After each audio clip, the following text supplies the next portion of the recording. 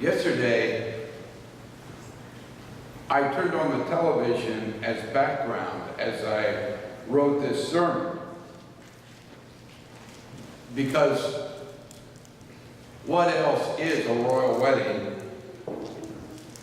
especially a royal wedding featuring Prince Harry, than white noise to blot out the pain of this society? And then about halfway through, I stopped writing and started to pay attention, because I realized I was hearing a tremendous Christian witness, one which is terribly needed in our society. Besides that, I was picking up some great illustrations for today's sermon, and so I'll offer them to you now.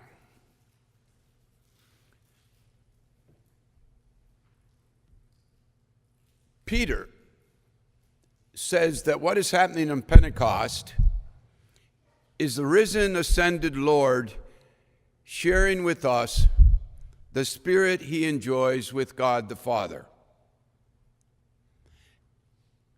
And the best one-word description of that Spirit is love.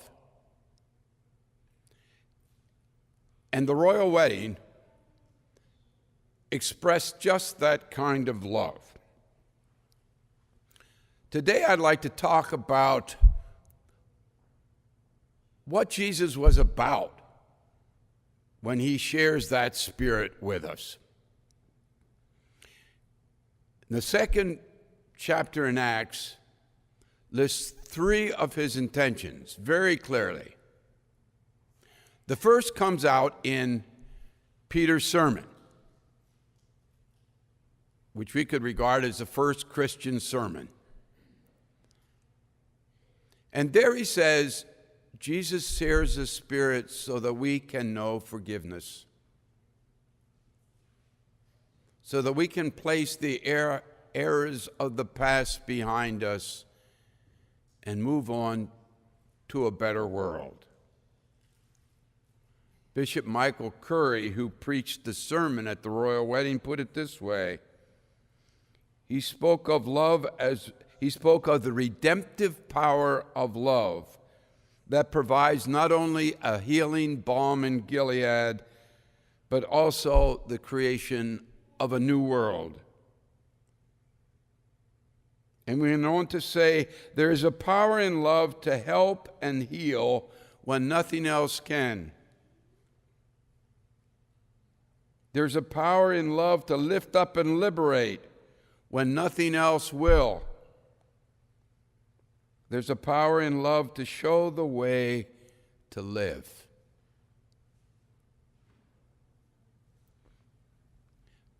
Acts 2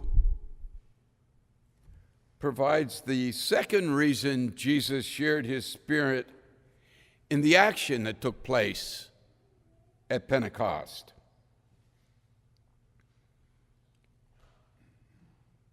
He said it was to end the war between nations.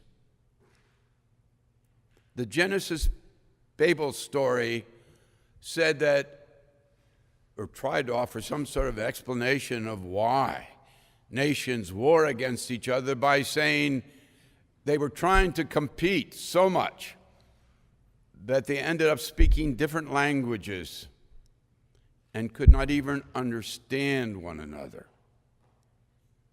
And in Pentecost, everyone, no matter what their native language, understands the gospel of love.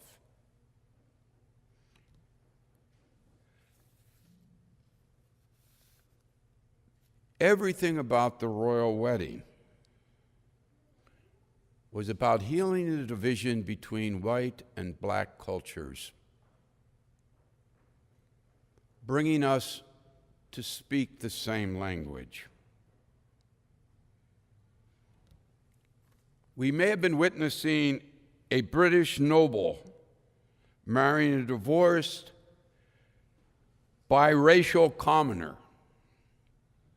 but we also saw the coming together of music, history, fashion, preaching from both cultures. I had a very special interest into Meghan Markle once I thought about it, because when I entered the ministry long time ago, the child of an interracial marriage was legally regarded as a socially handicapped child, which meant in the United States, believe it or not, this type of socially handicapped child was not legally eligible for adoption. Yesterday, we saw a woman once regarded as a socially handicapped child marry a prince.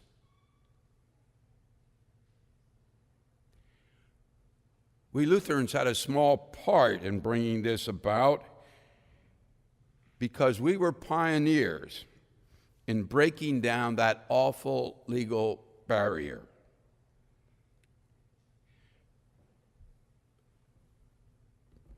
And if you'll excuse my personal note, I had a part in that, of which I'm proud. At 81 years old, you can talk about some things you did that were worthwhile doing. And a friend of mine, John Wensky, and I wrote the paper that supported Lutheran social services challenging that law. That leads to the third reason that Jesus shared his experience. Acts 2 reports that the Spirit-filled community began to care enough about everyone that they shared all they had. In fact, it says, with glad and generous hearts, they would sell their property and possessions and put the proceeds into a common pot from which people could take out according to their needs. The understanding was that people put in according to their ability and took out according to their needs. This was such a usual thing about Christians that I always got a kick that one of the early church fathers, when he described Christians, said, "We are the kind of people who have everything in common except our wives."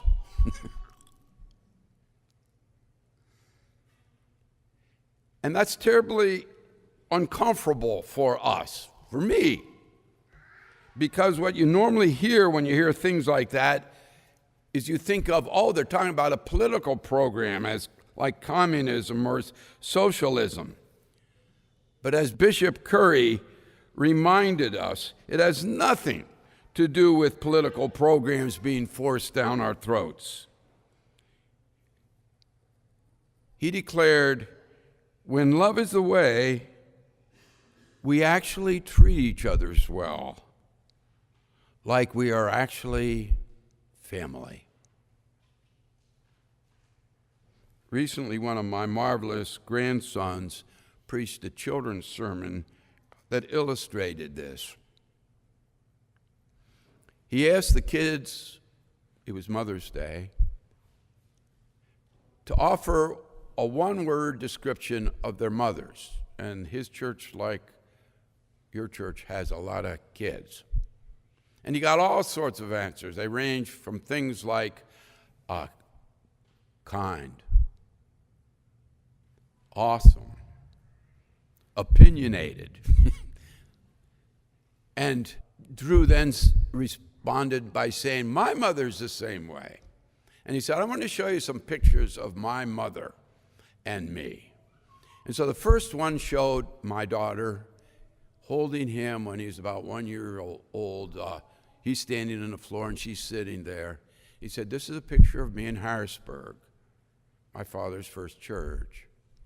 And then he showed a picture. He said, this is a picture of my mother and me on Kildare Drive. And I thought, what'd he do? He didn't prepare. That's not. And then he offered a picture of he and his mother in Iceland. And when he got to about 6 pictures, he turned to the kids and he said, "You notice anything about those pictures?"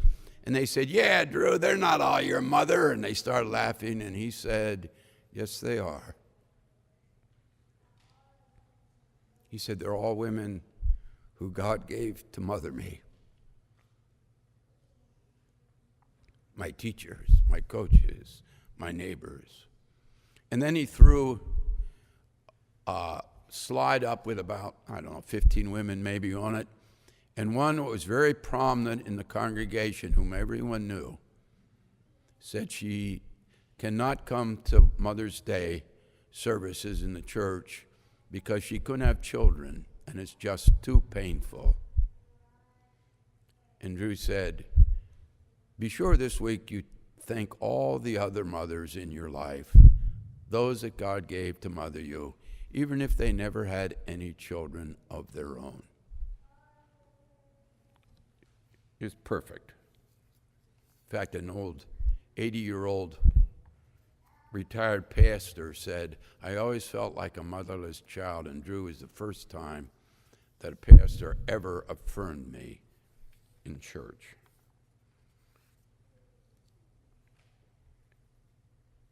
There's nothing to be afraid of from this kind of love, from this kind of future. As Bishop Curry maintained, it is not a government forcing itself into our homes, but our families extending their love beyond the walls of our homes. He spoke of love as a fire. And that's why it's, what he was saying was so appropriate for Pentecost.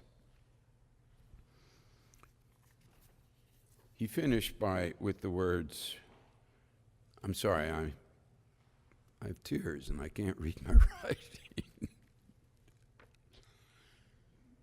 He finished by saying, "When love is the way, we know that God is the source of us all, and we are brothers and sisters, children of God, a new human family." And that's why Jesus shared the Spirit he enjoys with God the Father with us.